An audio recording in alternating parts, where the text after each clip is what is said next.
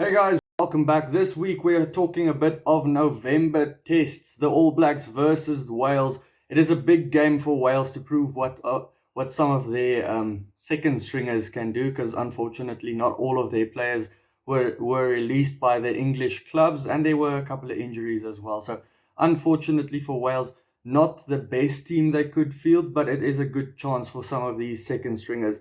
Guys, I've been missing doing these videos. I took a little bit of a breather, so I'm back in full action. Let's get into the two starting sides. The All Blacks, they made a lot of changes since last week, where they absolutely demolished the USA. That was more or less their second team as well, if the All Blacks has something like that. They made a lot of changes, as you can see here next to me. The Welsh team, also a lot of changes since the last time they played. I can't really track that, because do you track it since the last time they played, or the last time they played an actual competitive game in March against France? So it is a difficult one to track, so I just kept the team like that. There's no one highlighted like in the All Blacks team.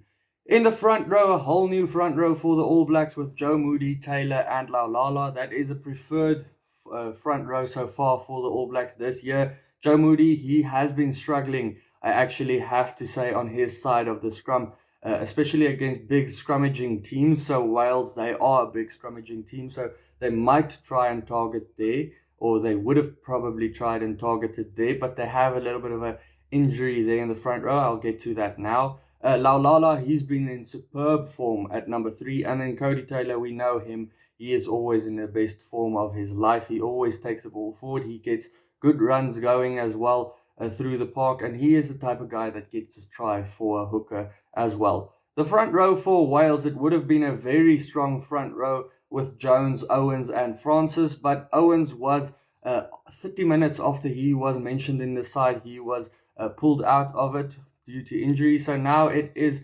Elias coming in at number 2. So it is a big disruption to them, because they probably trained this whole week or this last 2 weeks to kind of prepare with the front row, with that front row, to beat the All Blacks, or try and beat the All Blacks. So now it is a bit of a disruption. They will want to step their game up a little bit in this one.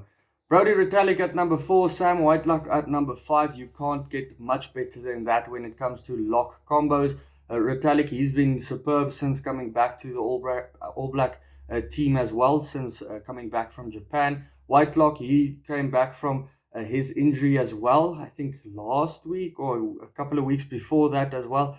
Sorry if I'm not too clued up with it as well. But he is the captain of the side this week. Last week he was the captain of the side as well. He is captaining his direct opposite number in Alan Wynne-Jones, who is bringing up a big number for him. 149th game of rugby for his country. He is going to hold the record for the most caps for one country in 149 caps. His teammate, his Osprey teammate in Adam Beard, there's a lot of combos in this Welsh team. It looks like a Rugby 08 team where you try and get combos from the same teams in one side. So I'll mention that throughout this video. Beard and Jones, they are Osprey's teammates, so they will try and beat the Whitelock and Retallick combo, but that is a difficult one. Talking about combos, the loose trio is all of the Dragons with Moriarty, Basham and Wainwright. Moriarty, he's always a big guy to look out for with his big carries.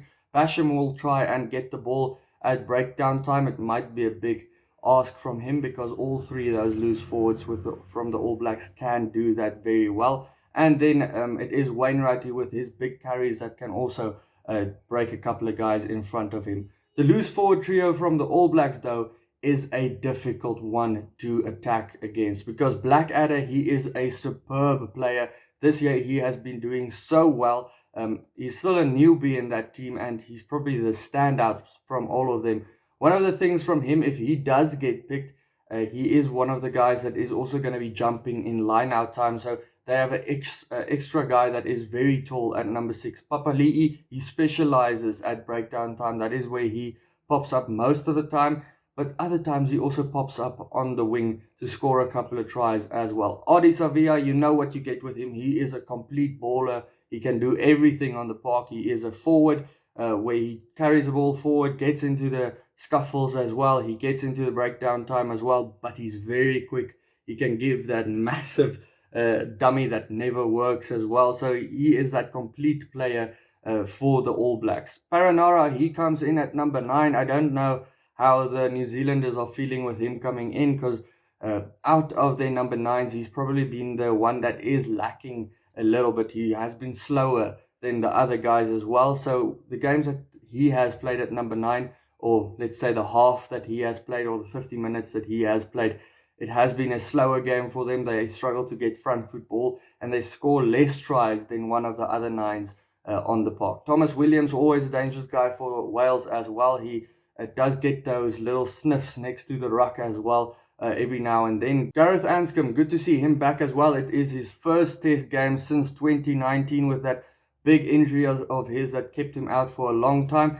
It is a big game as well because he is playing against his country of birth, against the All Blacks, against New Zealand. He is playing against a guy that is playing his 100th game, Beauden Barrett, so we will probably see the best we can from Beauden Barrett. He is that type of player that will bring his best on a century game like this, and it is going to be a good one from him, I think, especially with that rekindling of that Paranara-Barrett combination that they've tried a couple of times this year.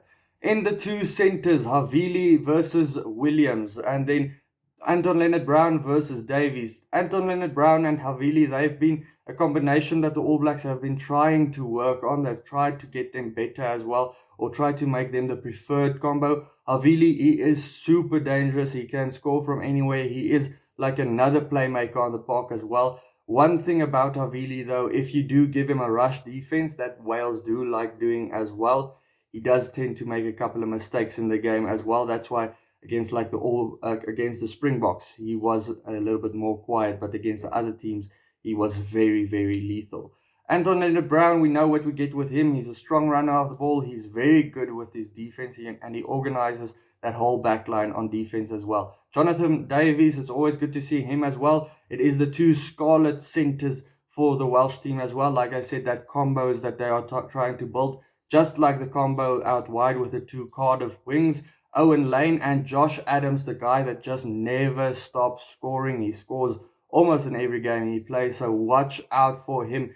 He's just a guy that runs perfect lines on that wing. Will Jordan, another prolific try scorer. I think it is now 15 tries from 10 test matches. So he has a very, very prolific try scoring record. So does the other man on the wing with Rico Ioane. A dangerous guy. He's been good on center and on wing this year. I just can't make up my mind what he is at the moment. McNichol at number 15. Geordie Barrett at number 15 for the All Blacks, with his big boot, can come in handy every single game.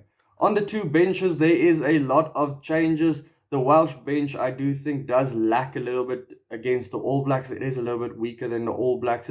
They have a hooker that is on debut versus the big carrier Takiao. Tuna Kwafe at number 17, Lomax at number 18, versus Carr and Lewis at number 18. So I think that front row of the All Blacks is a little bit stronger there as well. Rowlands at number 19 versus the youngster Vai, who is always dangerous when he runs. He is that new breed of lock everyone is talking about. Akira Ioane at number 20 versus Davies. Gareth Davies at number 21. Watch out for him. He is a dangerous guy as well. Probably the guy that most people thought would probably start in this game. Versus Brad Weber, the small number 9 that is very quick around the fringes.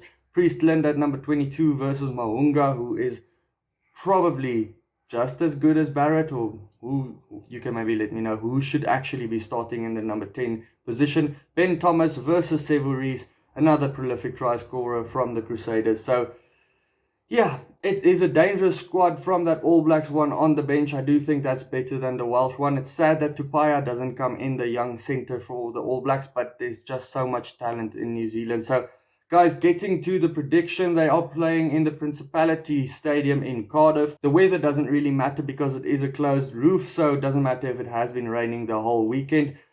We'll see a good game of rugby there. If I have to make my prediction here, I think this All Blacks team is just too strong for this Welsh team, who has been hit with unfortunate circumstances. I think the All Blacks probably to win by, let's say, 17 points. Let me know your prediction down in the comments below. Also, check out these videos next to me. Hit the subscribe button and then I'll see you for the next one. Cheers.